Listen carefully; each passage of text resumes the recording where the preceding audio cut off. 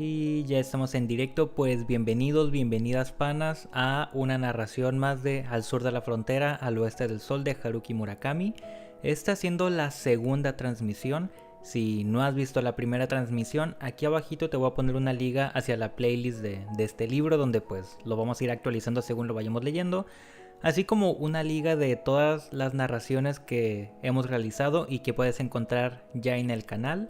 Por si tienes ganas de estar escuchando un libro pero quieres alguno que ya esté terminado, pues ahí vas a tener una muy buena selección. Pues nada, hoy vamos a estar retomando con el capítulo 3 de Al sur de la frontera, al oeste del sur, de Haruki Murakami. Vamos a ello. Izumi y yo seguimos saliendo juntos más de un año. Nos veíamos una vez a la semana e íbamos al cine, a estudiar a la biblioteca o, si no teníamos nada que hacer, paseábamos sin rumbo.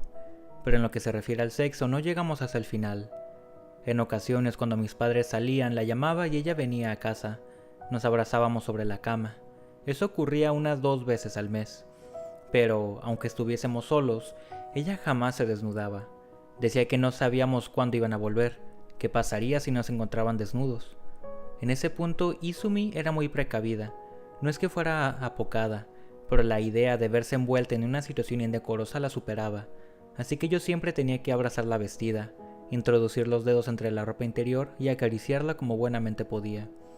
«No corras», me decía cada vez que yo ponía cara de decepción. «Aún no estoy preparada, espera un poco más, por favor». A decir verdad, yo no tenía ninguna prisa, solo estaba, y no poco, confuso y decepcionado por varias razones. Ella me gustaba, por supuesto, y le estaba agradecido por ser mi novia. Si no la hubiera conocido, mi adolescencia habría sido mucho más aburrida y descolorida. Era una chica honesta y agradable que caía bien a la mayoría de la gente, pero difícilmente podía decirse que nuestros gustos coincidieran. Creo que ella apenas entendía los libros que yo leía o la música que escuchaba. Por eso mismo no podíamos hablar de todo lo que pertenecía a ese ámbito desde una posición de igualdad. En ese sentido, la relación entre Izumi y yo era muy distinta a mi relación con Shimamoto. Sin embargo, cuando me sentaba a su lado y le rozaba los dedos, una calidez natural me colmaba el corazón. A ella podía decirle con relativa facilidad cosas que no podía decirle a nadie más. Me gustaba besarle los párpados y los labios. También me gustaba levantarle el pelo y besar sus pequeñas orejas. Cuando lo hacía, ella soltaba una risita sofocada. Incluso hoy, al recordarla, imagino una plácida mañana de domingo. Un domingo tranquilo, despejado, recién estrenado. Un domingo sin deberes, libre para satisfacer cualquier capricho. A menudo, ella me hacía sentir como esas mañanas de domingo. También tenía sus defectos, por supuesto. Era un poco cabezota en lo que respecta a un determinado tipo de cosas y no faltaría a la verdad si dijera que tenía poca imaginación. Le costaba dar un paso más allá del mundo que le pertenecía, donde había vivido siempre. Jamás se había apasionado por algo hasta el punto de olvidarse de comer y dormir. Amaba y respetaba a sus padres, sus opiniones. Claro que ahora comprendo que es algo muy corriente en una chica de 16 o 17 años. Eran insulsas y carentes de profundidad. A mí me aburrían a veces, pero jamás oí que criticara a nadie. Tampoco fanfarroneaba nunca. A mí me quería y era muy considerada conmigo. Se tomaba en serio cuanto le decía y me alentaba siempre. Yo solía hablarle de mi futuro, de lo que quería ser, de cómo quería ser. No eran, en su mayoría, más que los típicos sueños irrealizables propios de los chicos de esa edad. Pero ella me escuchaba con interés y me animaba. «Seguro que serás una persona maravillosa, hay algo magnífico dentro de ti», aseguraba, y lo decía en serio. Era la única persona que me había hablado de esa forma en toda mi vida. Además, abrazarla, aunque fuera por encima de la ropa, me producía una sensación maravillosa. Lo que me confundía y decepcionaba era que por más tiempo que pasara, no lograba descubrir en su interior algo hecho especialmente para mí. Podía enumerar sus virtudes, y la lista era mucho más larga que la de sus defectos. Quizá fuera incluso más larga que la de mis propias cualidades. Pero a ella, definitivamente, le faltaba algo. Si yo hubiera descubierto ese algo en su interior, tal vez hubiera conseguido acostarme con ella. No habría tenido que seguir reprimiéndome una y otra vez. Creo que, invirtiendo el tiempo necesario, la habría persuadido de la necesidad de acostarse conmigo. Pero ni siquiera yo estaba muy convencido. Yo no era más que un chico alocado de 17 o 18 años con la cabeza llena de deseo sexual y de curiosidad, pero era capaz de entender que si ella no deseaba hacer el amor, yo no podía forzarla. Debía esperar a que llegara el momento oportuno. Pero sí vi desnuda a Izumi una sola vez. Ya no soporto más abrazarte por encima de la ropa, le dije abiertamente. Si tú no quieres hacer el amor, no lo hagamos, pero me muero de ganas de verte desnuda. Quiero abrazarte sin que lleves nada puesto. Lo necesito, no puedo resistirlo más. Tras pensárselo un poco, Izumi dijo que de acuerdo, si así lo deseaba. Pero prométemelo, añadió con semblante muy serio. Prométeme una sola cosa, no me hagas hacer lo que no quiero hacer. Vino a mi casa un día de fiesta, un domingo de noviembre hermoso y despejado, aunque un poco frío. Mis padres se habían ido a visitar a unos familiares. Se celebraba una ceremonia religiosa en honor a algún pariente de mi padre. En realidad yo también habría tenido que asistir, pero me excusé diciendo que debía preparar unos exámenes y me quedé en casa. Iban a regresar tarde por la noche. Izumi llegó después de mediodía. Nos abrazamos encima de mi cama. Empecé a desnudarla. Ella cerró los ojos y me dejó hacer sin decir palabra. Pero a mí me costaba. Encima de que no soy demasiado hábil con las manos, las ropas de las chicas resultan además muy complicadas. Total que, a medias, Izumi se resignó. Abrió los ojos y se desnudó ella misma. Llevaba unas pequeñas bragas azules celeste y un sujetador a juego. Debía de habérselos comprado ella misma para la ocasión. La ropa interior que le había visto hasta entonces era la típica que las madres suelen comprarles a sus hijas adolescentes. Luego me quité yo la ropa. La abracé desnuda, le besé el cuello y los pechos. Pude acariciar su piel tersa y aspirar su aroma. Era fantástico abrazarnos estrechamente los dos desnudos. Estaba loco de deseos de penetrarla, pero ella me contuvo con firmeza. «Perdona, dijo. A cambio tomó mi pene entre sus labios y empezó a lamerlo. Era la primera vez que lo hacía. En cuanto su lengua hubo pasado unas cuantas veces por encima del glande, eyaculé de inmediato, sin tiempo a pensar en nada. Después la mantuve entre mis brazos. Acaricié despacio cada centímetro de su piel. Contemplé su cuerpo iluminado por la luz otoñal que penetraba por la ventana. La besé por todas partes. Fue una tarde realmente maravillosa. Desnudos, nos abrazamos con fuerza innumerables veces. Yo eyaculé varias veces. Cada vez que lo hacía, ella iba al lavabo a enjuagarse la boca. «¡Qué sensación más rara!», decía riendo. Llevaba saliendo con ella poco más de un año, pero aquellas fueron las horas más felices que habíamos pasado juntos. Desnudos, no teníamos nada que ocultar, pensaba yo. Me daba la impresión de que la comprendía mejor que antes y de que a ella debía de sucederle lo mismo. Necesitábamos una acumulación no solo de palabras y promesas, sino de pequeños hechos concretos que, superponiéndose cuidadosamente los unos sobre los otros, nos hicieran avanzar paso a paso. Lo que ella desea, en definitiva, no es más que eso, pensé. Izumi permaneció largo tiempo inmóvil con la cabeza reclinada sobre mi pecho como si estuviera escuchando los latidos de mi corazón. Le acaricié el pelo. Teníamos 17 años. Estábamos sanos, a punto de convertirnos en personas adultas, y eso era, sin duda, magnífico. Pero alrededor de las 4, cuando Izumi se disponía a vestirse para regresar a casa, sonó el timbre de la puerta. Al principio no le presté atención, no sabía quién podía ser y si no contestaba, pues acabaría yéndose. Pero el timbre siguió sonando tenaz. Me sentí fatal. ¿No habrán vuelto tus padres?, preguntó Izumi, blanca como el papel. Saltó de la cama y empezó a recoger su ropa precipitadamente. «No, mujer, no es posible que hayan regresado tan pronto. Y además no llamarían a la puerta, tienen llave». «Mis zapatos», dijo. «¿Zapatos? He dejado mis zapatos en el recibidor». Me vestí, bajé, y tras esconder los zapatos de Izumi en el mueble zapatero, abrí la puerta. Era mi tía, la hermana menor de mi madre, soltera. Vivía solo a una hora en tren de casa y a veces venía a visitarnos. «¿Pero qué estabas haciendo?» «Llevo horas llamando a la puerta», dijo. «Estaba escuchando música con los auriculares puestos, por eso no te oía», repuse. «Papá y mamá no están, han ido a una ceremonia religiosa. No volverán hasta la noche, pensaba que ya lo sabías». «Sí, ya lo sé, pero tenía cosas que hacer por aquí cerca y como me han dicho que estabas en casa estudiando, he pensado que podría venir a hacerte la cena, ya tengo la compra y todo». «Ah, está bien, tú no te molestes, la cena puedo preparármela yo, no soy ningún niño», dije. Pero si ya he ido a comprar, ¿qué más da? Yo, yo te hago la cena y tú mientras estudias tranquilo. Horror, pensé. Me sentí morir. Izumi no podía marcharse. En casa, para ir al recibidor, hay que cruzar la sala de estar y para salir por el portal hay que pasar por delante de la ventana de la cocina. Claro que podía presentársela diciendo que era una amiga que había venido a verme, pero se suponía que estaba estudiando aplicadamente para un examen. Tendría problemas si se descubría que había invitado a una chica a casa. Además, era imposible pedirle a mi tía que guardara el secreto. No era mala persona, pero no sabía mantener la boca cerrada.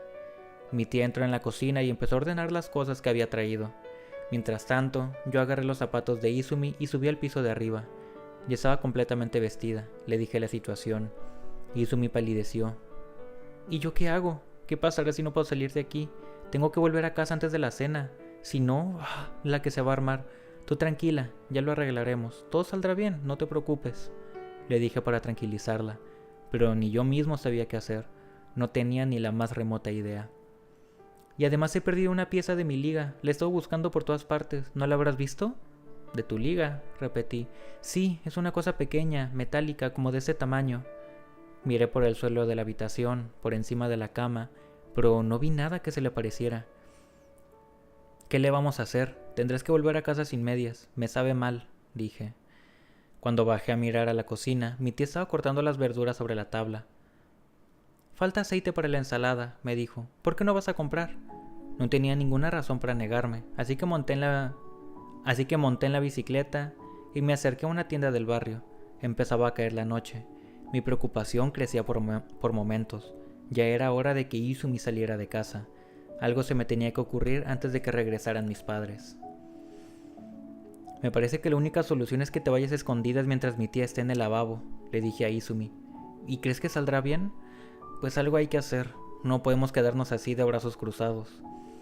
Elaboramos la estrategia. Yo estaría abajo y en cuanto mi tía fuera al lavabo, daría 2 fuertes palmadas. Entonces ella bajaría corriendo. Se pondría los zapatos y saldría. Si lograba escapar con éxito, me llamaría desde la cabina de la esquina. Mi tía canturreaba despreocupadamente mientras cortaba las verduras. Preparaba misoshiru hacia la tortilla, pero por más tiempo que pasara no iba al lavabo. Me puse frenético. Aquella mujer debía de tener una vejiga enorme.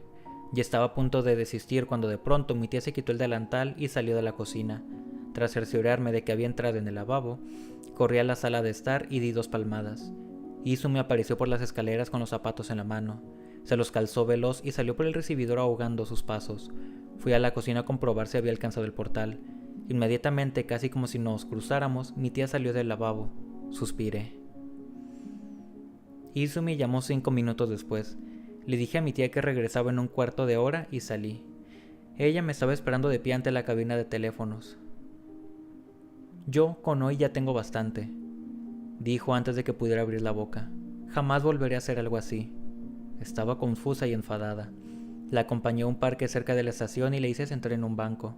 Le agarré la mano con dulzura. Izumi llevaba un abrigo beige encima de un jersey rojo. Recordé con cariño lo que llevaba debajo. Pero si había sido un día magnífico, hasta que ha venido mi tía, claro. ¿No te parece?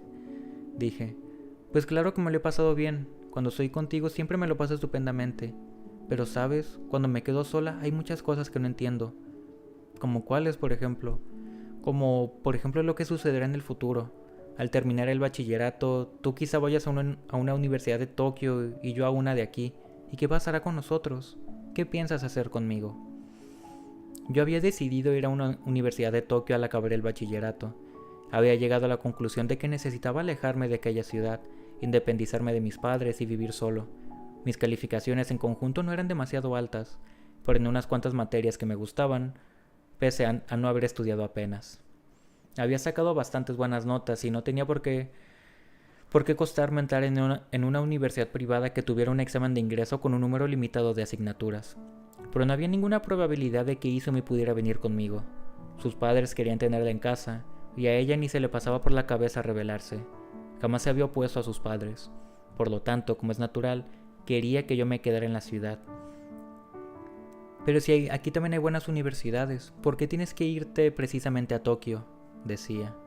Si le hubiera asegurado que no pensaba marcharme, Tal vez no hubiese dudado tanto en acostarse conmigo.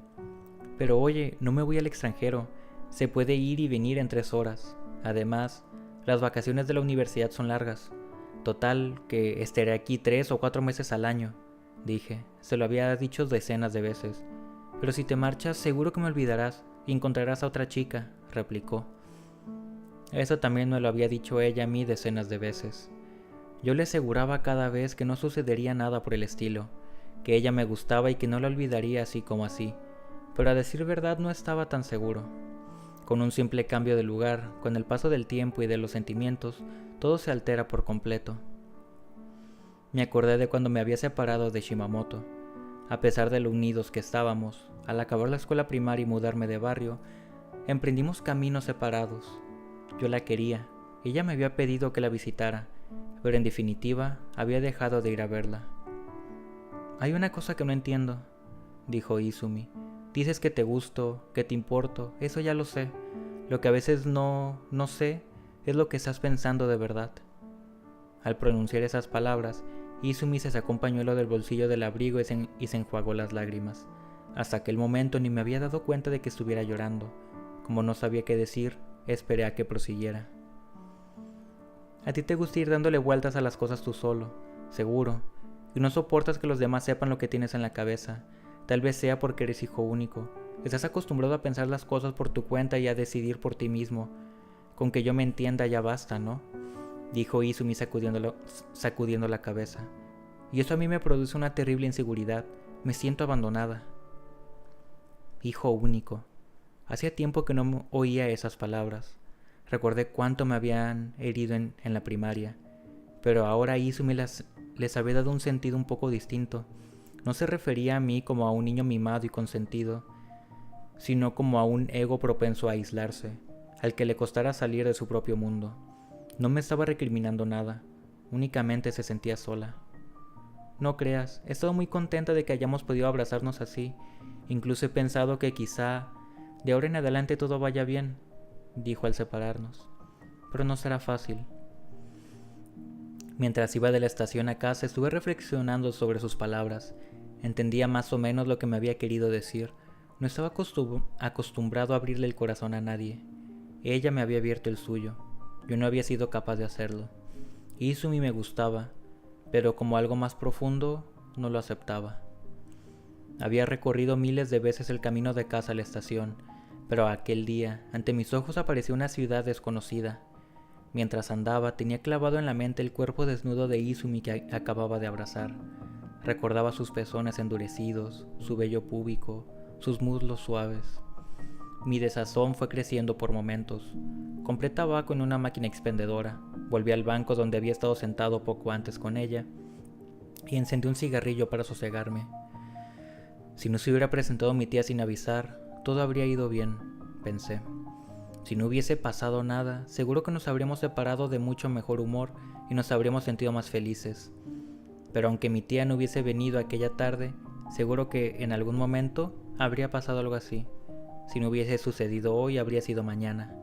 El mayor problema era que yo no podía convencerla, y no podía convencerla a ella porque tampoco podía convencerme a mí mismo. Al anochecer se levantó un viento frío, anunciándome que se acercaba el invierno. En cuanto empezara el nuevo año, en un abrir y cerrar de ojos llegaría la época de los exámenes de ingreso en la universidad, y luego me esperaría una vida completamente nueva en un lugar también completamente nuevo. Quizás aquella nueva situación cambiara al ser humano que yo era, y pese a la inseguridad que sentía, deseaba con todas mis fuerzas que ese cambio se produjera.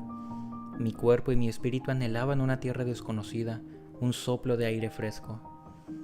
Aquel año la mayoría de las universidades ya estaban siendo ocupadas por los estudiantes. Un huracán de manifestaciones barría las calles de Tokio. Ante mis ojos, el mundo se disponía a sufrir cambios enormes, y yo quería sentir directamente esa fiebre sobre mi piel. Aunque Izumi me suplicara que me quedase, y aun suponiendo que, como trueque, consintiera en acostarse conmigo, yo no tenía ninguna intención de permanecer ni un día más en aquella tranquila y elegante ciudad, aunque eso supusiera nuestra ruptura. Si me quedaba, algo dentro de mí se perdería para siempre. Y es una pérdida que no puedo permitirme, pensaba. Era algo vagamente parecido a un sueño. En él había ardor y también dolor. Se trataba del tipo de sueño que tal vez solo puede tenerse a los 17 o 18 años. Y ese sueño Izumi tampoco podía entenderlo. Lo que ella perseguía en aquella época era un sueño de naturaleza muy diferente, un mundo que se emplazaba en un lugar muy distinto. Pero al final, antes de empezar realmente esa nueva vida en ese nuevo lugar, nuestra relación llegaría a su fin de una manera brusca e impensada. Capítulo 4. La primera chica con la que me acosté era hija única. No se trataba, tampoco en su caso puede decirse otra cosa, del tipo de mujer que los hombres se vuelven a mirar por la calle. Apenas llamaba la atención. A pesar de todo, desde la primera vez que la vi me sentí atraído hacia ella de una manera tan violenta que incluso yo mismo me asombré. Fue como si, de repente, me hubiera alcanzado un rayo invisible y mudo mientras andaba por la calle en pleno día. Sin reservas ni condiciones, sin causas ni explicaciones. No había ningún pero, no había ningún sí. En el curso de toda mi vida, son contadas las ocasiones en que me he sentido atraído por mujeres bellas en el sentido general del término. A veces he ido andando por la calle con un amigo que de improviso comentaba: ¿has visto? ¿Te has fijado en lo guapa que era esa chica? Pero yo, cosa extraña, no lograba recordar el rostro de esa hermosa mujer. Tampoco me han fascinado jamás las actrices guapas ni las modelos. No sé por qué, pero es así. Ni siquiera en la adolescencia, cuando la frontera entre el mundo real y el de los sueños es tan imprecisa y los anhelos exhiben su fuerza de una manera tan casi prodigiosa. Jamás me gustaron las chicas guapas solo por el hecho de serlo. Lo que me atraía no era la belleza externa cuantificable o impersonal, sino algo más absoluto que se hallaba en el interior. De la misma manera que hay quien ama secretamente los diluvios, los terremotos y los apagones, yo prefería ese algo recóndito que alguien del sexo opuesto emitía hacia mí. A ese algo voy a llamarlo aquí magnetismo, una fuerza que te atrae y te absorbe, te guste o no te guste, quieras o no. Quizá pueda compararse al aroma de un perfume. Tal vez ni el mismo maestro perfumista que lo ha creado puede explicar por qué un aroma en concreto pues una determinada fuerza produce un efecto. Es difícil de analizar científicamente. Sin embargo, explicaciones aparte, algunas mezclas de aromas puede atraer al sexo opuesto como el olor de los animales en celo. Tal vez haya un aroma que atraiga a 50 personas de entre 100 y quizá exista otro distinto que atraiga a las otras 50. Sin embargo, también hay uno que hechiza solo a 1 o 2 personas en este mundo. Es un aroma especial, y yo era capaz de percibirlo claramente. Sabía que era letal, podía distinguirlo a la perfección desde muy lejos. En esas ocasiones yo quería acercarme a las mujeres que lo exhalaban y decirles: lo he notado, ¿sabes? Quizá los demás no, pero yo sí. Desde la primera vez que la vi, quise acostarme con ella. Para ser exactos, pensé que tenía que acostarme con ella, y comprendí de manera instintiva que ella también lo deseaba. En su presencia, mi cuerpo literalmente se estremecía. Frente a ella tuve más de una vez erecciones tan violentas que apenas podía andar. Jamás había vivido un magnetismo como aquel, del tipo que había sentido hacia Shimamoto, pero entonces era demasiado niño para poder llamarlo así. Cuando la conocí yo tenía 17 años y cursaba tercero de bachillerato. Ella tenía 20 y estaba en segundo de universidad. Era, además, prima de Izumi. Por lo pronto tenía novio. Claro que todo eso no fue ningún obstáculo. Aunque hubiera tenido 42 años, 3 hijos y 2 colas a la espalda, no me habría importado. Su magnetismo era demasiado fuerte. Tenía muy claro que no podía dejarla pasar de largo. Seguro que me habría arrepentido toda la vida. Así que la persona con quien tuve relaciones sexuales por primera vez era prima de mi novia. Encima no se trataba de una prima cualquiera, sino que era además una amiga a la que estaba muy unida. Desde pequeñas, Izumi y ella se habían llevado muy bien y siempre estaban juntas en casa de la una o de la otra. Ella iba a la Universidad de Kioto y vivía en un apartamento alquilado cerca de la ala derecha del antiguo Palacio Imperial. Un día, Izumi y yo fuimos a Kioto y la llamamos para que almorzara con nosotros. Sucedió 2 semanas después de aquel domingo que Izumi vino a casa, cuando yo la había abrazado desnuda y ella había tenido que salir huyendo ante la inesperada visita de mi tía.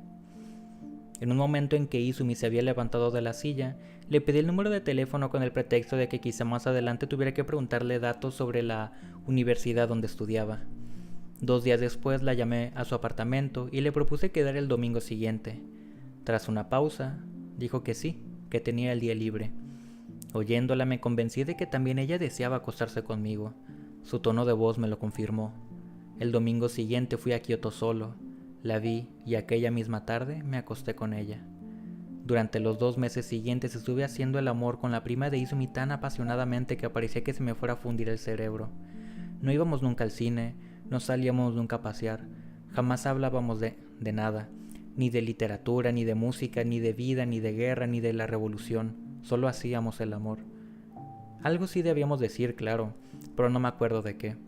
Lo único que recuerdo son imágenes precisas, concretas, el reloj despertador junto a la almohada, la cortina que colgaba de la ventana, el teléfono negro sobre la mesa, la fotografía del calendario, sus ropas tiradas por el suelo, y el olor de su piel y su voz.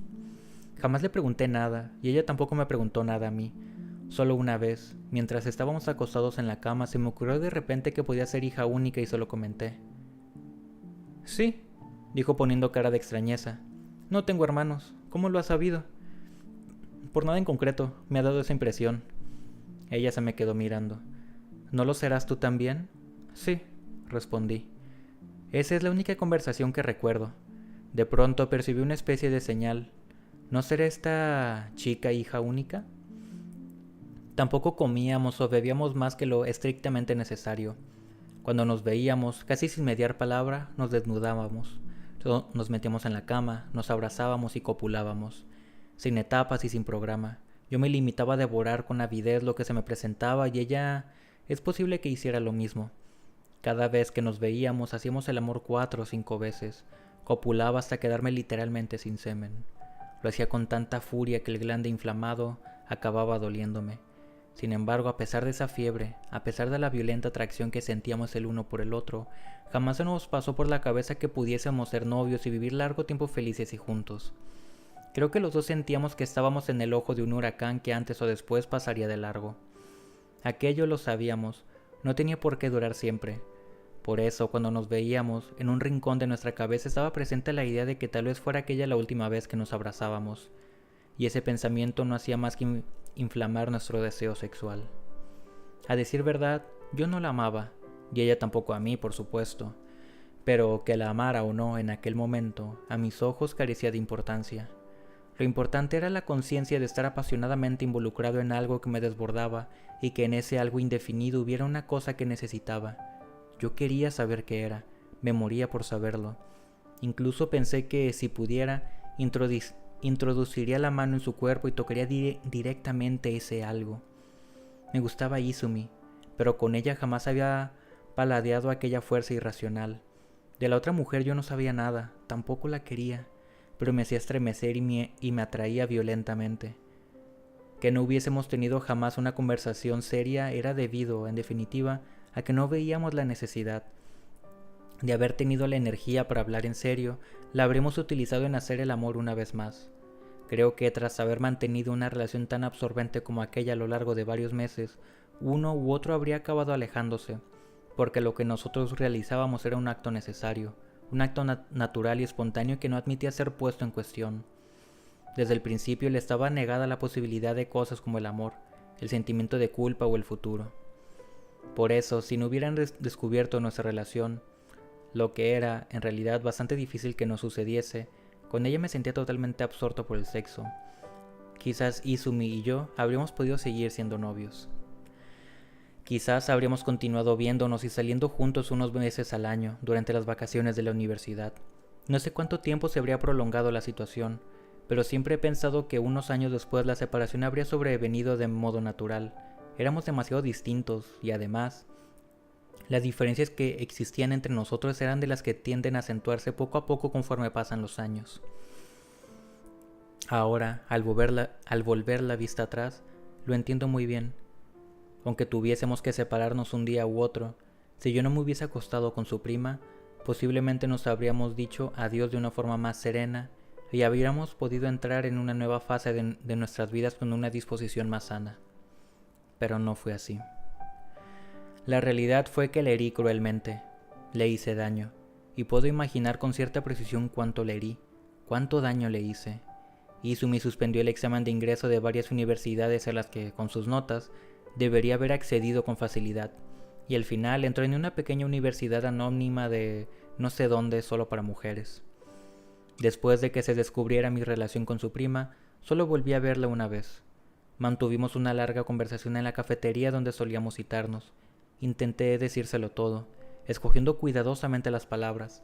Traté de expresarle mis sentimientos de la forma más sincera posible, que lo ocurrido entre su prima y yo jamás había sido nada esencial, que no tenía trascendencia alguna, que era pura atracción física y que jamás había tenido conciencia de que le estuviera traicionando, que no había influido de ningún modo en nuestra relación.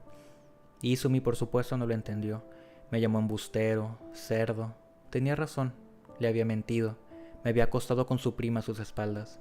Y no 1 o 2 veces, sino 10 o 20. La había estado engañando. Y si yo creía que actuaba correctamente, ¿qué necesidad había de mentir? Bastaba con que hubiera confesado al principio. Quiero acostarme con tu prima. Tengo ganas de hacer el amor con ella hasta que se me derritan los sesos. Hacerlo miles de veces, en todas las posturas imaginables. Pero eso no afecta a nada a nuestra relación, así que estate tranquila. En realidad no podía haberle hablado así a Izumi. Por eso mentí. Mentí 100, 200 veces. Evitaba quedar con ella dándole esas excusas que me convenían y corría a Kioto a acostarme con su prima. Yo no tenía justificación alguna, y no hace falta decir que la culpa era solo mía. Izumi se enteró de nuestra historia a finales de enero, poco después de que yo cumpliera 18 años. En febrero, pasé con desahogo el examen de ingreso de varias universidades, y a finales de marzo abandoné la ciudad y me fui a Tokio. Antes de marcharme intenté muchas veces hablar por teléfono con Izumi, pero no quiso escucharme. También le escribí cartas largas, pero no respondió. No puedo irme así, pensé. No puedo dejar a Izumi aquí sola de este modo. Pero en realidad, nada pude hacer. Izumi no quería saber nada de mí, fuera por el medio que fuera. En el Shinkansen, el tren bala de camino a Tokio, mientras contemplaba distraídamente el paisaje por la ventanilla, estuve reflexionando sobre mí mismo. Me miré la mano que descansaba sobre la rodilla y también mi rostro reflejado en el cristal. ¿Quién diablos soy?, pensaba. Por primera vez en mi vida sentí una profunda aversión hacia mí mismo. ¿Cómo has podido hacer una cosa así? Pero yo sabía la respuesta. Sabía que si me encontrara en la misma situación, volvería a hacer lo mismo. Mentiría a Izumi y me acostaría con su prima, aunque eso significara herirla cruelmente. Reconocerlo fue doloroso, pero era la pura verdad. Por supuesto, al tiempo que le hice daño a Izumi, también me lo hice a mí mismo. Me infligí una herida muy honda, mucho más honda de lo que entonces me pareció. De aquellos días hubiese debido extraer varias lecciones, pero años después, al volver la vista atrás, supe que solo había aprendido una cosa importante: la conciencia de que, al fin y al cabo, el ser humano que yo era podía hacer el mal. Jamás en la vida había querido perjudicar a nadie, pero fueran cuales fuesen mis motivos o intenciones, si mis necesidades me empujaban, podía convertirme en un ser egoísta y cruel, un ser humano que, esgrimiendo razones plausibles, infligía una herida certera y definitiva a alguien a quien tendría que haber mimado. Cuando ingresé en la universidad, me preparé para pisar otra vez unas calles nuevas, para adquirir otra vez una personalidad nueva, para empezar otra vez una vida nueva. Me dispuse, convirtiéndome en un hombre nuevo, a corregir mis errores. Al principio pareció que resultaba, pero al fin y al cabo, fuera donde fuese, no dejaba de ser yo. Volví a repetir los mismos errores, volví a herir a otras personas del mismo modo y volví a hacerme daño a mí mismo. Acababa de cumplir los 20 años, cuando se me ocurrió que quizá no podría volver a ser una persona decente. Había cometido errores. Claro que en realidad tal vez ni siquiera fueran errores. Más que errores, quizás se trataba de una inclinación innata en mí. Al pensarlo, me sentí terriblemente deprimido. Capítulo 5. Sobre mis 4 años de universidad apenas tengo nada que contar. El primer año fui a varias manifestaciones e incluso me enfrenté a la policía. Participé en huelgas estudiantiles y asistí a asambleas. Allí conocí a muchas personas interesantes, pero jamás me apasionó la lucha política. Me sentí incómodo dando la mano a quienes estaban a mi lado en las manifestaciones, y cuando arrojaba piedras a las fuerzas antidisturbios, tenía la impresión de que había dejado de ser yo. ¿Es eso realmente lo que querías?, me preguntaba. Era incapaz de sentirme solidario con la gente que me rodeaba. El olor a violencia que inundaba las calles, las palabras contundentes que la gente pronunciaba, iban perdiendo poco a poco su brillo en mi interior. Empecé a recordar con cariño creciente los días que había pasado con Izumi, pero no podía regresar. Aquel mundo ya lo había dejado atrás. Por otra parte, me interesaba muy poco lo que enseñaban en la universidad. La mayor parte de las clases eran absurdas y aburridas. No había nada que despertara mi curiosidad. Estaba tan ocupado haciendo trabajillos por horas que apenas aparecía por el campus, así que no es exagerado decir que me saqué la carrera en 4 años por pura chiripa. Salí con algunas chicas. En tercero viví casi medio año con una, pero no resultó. En aquella época yo no tenía ni la más remota idea de qué esperaba de la vida. Y un día me di cuenta de que había finalizado la era de la política. Aquel oleaje imponente que durante un tiempo había sacudido el siglo perdió su empuje y acabó engullido por una cotidianeidad inevitable y desprovista de color. Al terminar la universidad, gracias a la recomendación de un conocido, entré en una empresa de redacción y edición de libros de texto. Me corté el pelo, me calcé zapatos de piel, me vestí con traje. A todas luces era una empresa gris, pero las perspectivas de trabajo no es que fueran muy halagüeñas para los licenciados en literatura, y además con mis notas y mi falta de contactos, en una empresa más interesante me habrían dado con la puerta en las narices. El trabajo me aburría. El ambiente de la oficina en sí no era malo, pero yo, por desgracia, no lograba sentir el menor entusiasmo por la redacción de libros de texto. Con todo, el primer medio año me sumergí en la labor intentando encontrarle algún aliciente. Pensaba que cualquier cosa, si te esfuerzas lo bastante, tiene sus compensaciones, pero al final desistí. La conclusión definitiva a la que llegué era que aquel trabajo, se mirara por donde se mirase, no me iba. Me sentía decepcionado. Parecía que mi vida fuera a acabar allí. Tal vez a partir de ahora vaya quemando aquí los meses y los años haciendo solo aburridos libros de texto, pensaba. Durante los 33 años que me faltaban para la jubilación me sentiría día tras día frente a la mesa a mirar galaredas, contar líneas y comprobar tablas de caracteres chinos, y me casaría con una buena chica, tendría varios hijos y viviría con la única ilusión de las pagas extraordinarias 2 veces al año. Recordaba lo que me había dicho Izumi tiempo atrás. Seguro que serás una persona maravillosa. Hay algo magnífico dentro de ti. Cada vez que pensaba en esas palabras me entristecía. Dentro de mí no hay ni una sola cosa magnífica, Izumi. Claro que ahora tú también debes de saberlo. ¿Qué le vamos a hacer?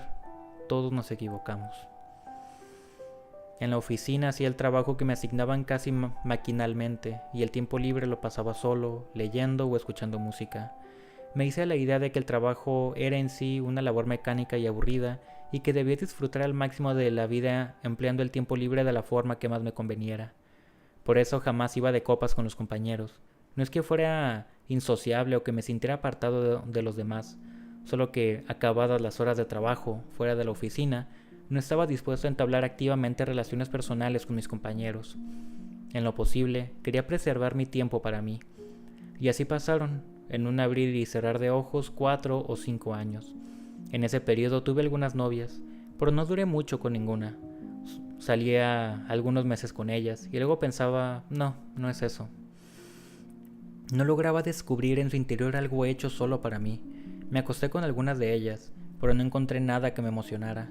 Aquella fue la tercera etapa de mi vida, los 12 años que transcurrieron desde mi ingreso en la universidad a la treintena que los pasé sumido en la desilusión, la soledad y el silencio.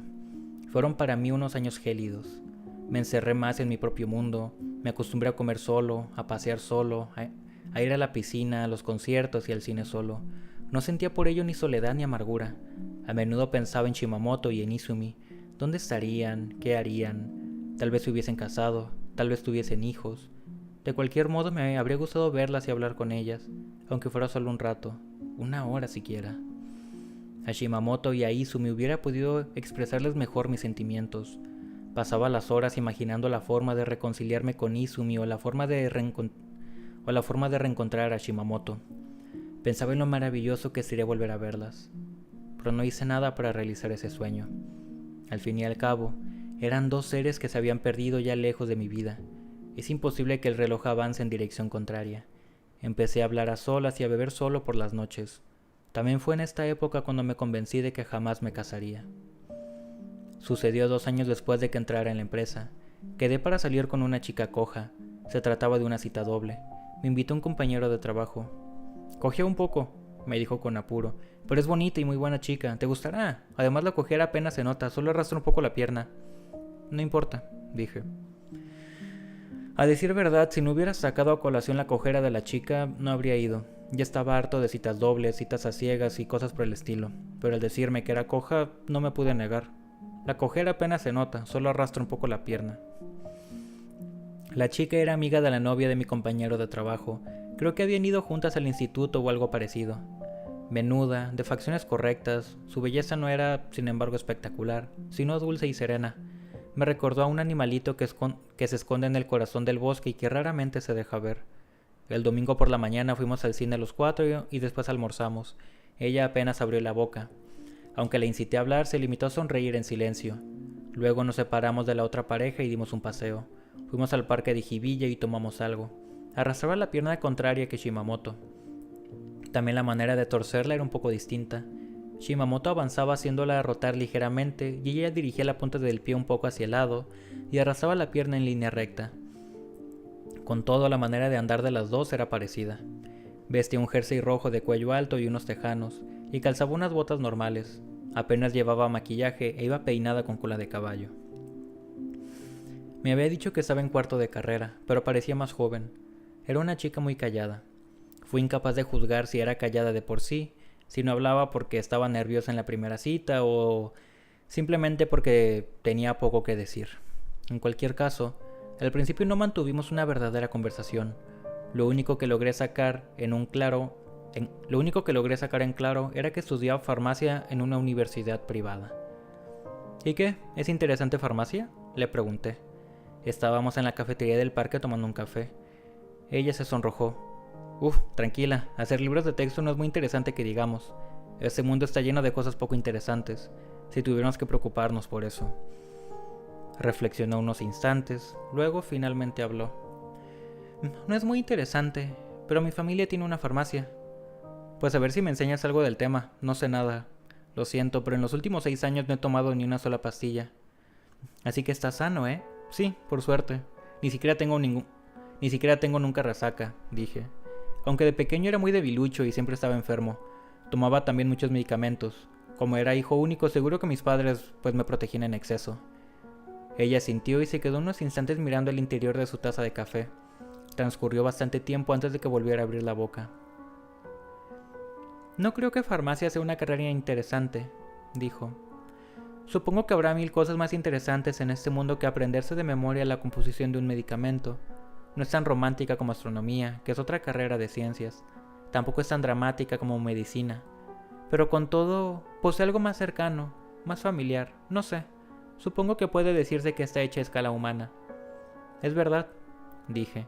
Aquella chica, cuando quería, sabía hablar, solo que tardaba un poco más que la mayoría en encontrar las palabras. ¿Y tienes hermanos?, le pregunté. 2 hermanos mayores, pero uno ya está casado. Que te hayas especializado en farmacia significa que serás farmacéutico y que continuarás con el negocio familiar. Se sonrojó de nuevo. Luego permaneció largo tiempo en silencio. No lo sé. Mis 2 hermanos trabajaban en otras cosas, así que tal vez siga yo con el negocio. Pero no hay nada decidido. Mi padre dice que si no quiero, no importa. La llevará él mientras pueda y después la venderá y listos. Asentí y esperé a que prosiguiera. Pero a mí me parece bien quedármela. Siendo coja no me sería fácil encontrar trabajo. Pasamos la tarde juntos hablando de este modo. Hubo muchos silencios. Le costaba charlar con normalidad. Cuando le preguntaba algo se ponía roja. Pero hablar con ella no me pareció ni aburrido ni incómodo. No es exagerado decir que disfruté de la conversación, algo infrecuente en mí en aquella época. Después de haber estado hablando en la cafetería sentados frente a frente, con la mesa de por medio, me dio la impresión de que la conocía desde mucho tiempo atrás. Era algo ligeramente parecido a la nostalgia. ¿Quiere eso decir que sentí una fuerte atracción hacia ella? La verdad es que no. Me pareció simpática. A su lado me lo pasé muy bien. Era bonita y tal como me había dicho mi compañero de trabajo, también era buena chica. Pero si me preguntan si logré descubrir en ella algo que fuera más allá de la enunciación de esos hechos, que hiciera estremecer mi corazón, la respuesta, por desgracia, es que no. Shimamoto sí poseía ese algo, pensé. Mientras estaba con aquella chica no dejaba de pensar en mi amiga de la infancia. Está mal, pero no pude evitarlo. Solo con pensar en Shimamoto, me estremecía con excitación febril que parecía abrir una puerta situada en lo más hondo de mi corazón. Sin embargo, mientras paseaba con aquella bonita chica por el parque de Hibiya, no logré sentir ninguna excitación ni ningún estremecimiento parecidos, solo una especie de simpatía y una serena dulzura. Su casa, es decir, la farmacia, se encontraba en Kobinata, en el distrito de Bunkyo. La acompañé hasta allí en autobús. Mientras estuvimos sentados uno al lado del otro en el autobús, apenas dijo nada. Unos días después, mi compañero de trabajo vino y me dijo que por lo visto le había gustado mucho a la chica. Me propuso volver a salir los cuatro, juntos, el siguiente día festivo. Busqué una excusa y me negué. Volver a verla y hablar con ella no era en sí ningún problema. A decir verdad, me habría gustado. Creo que si nos hubiésemos conocido en otras circunstancias, habríamos terminado siendo muy buenos amigos. Pero se trataba de una doble cita, y el objetivo último de esta cita era encontrar novio. Si quedaba una segunda vez con la misma chica, estaba adquiriendo cierto compromiso, y yo no quería herir sus sentimientos de ninguna de las maneras. No podía sino rehusar, y por supuesto, no volví a verla. Pues bueno, pues hasta aquí lo vamos a dejar el día de hoy. Leímos unos muy buenos 3 capítulos. Y si no te quieres perder esta lectura, te invito a que te suscribas al canal para que no te pierdas de las siguientes narraciones. Y si te está gustando la lectura, la invitación como siempre a que consumas la obra original para apoyar a su autor. Nuevamente te recuerdo, aquí abajito en la descripción te voy a dejar la liga hacia todas las narraciones que puedes encontrar en este canal, así como el de la playlist de este libro para que no te pierdas el primer capítulo. Y pues nada, nos veremos en otro directo. Adiós.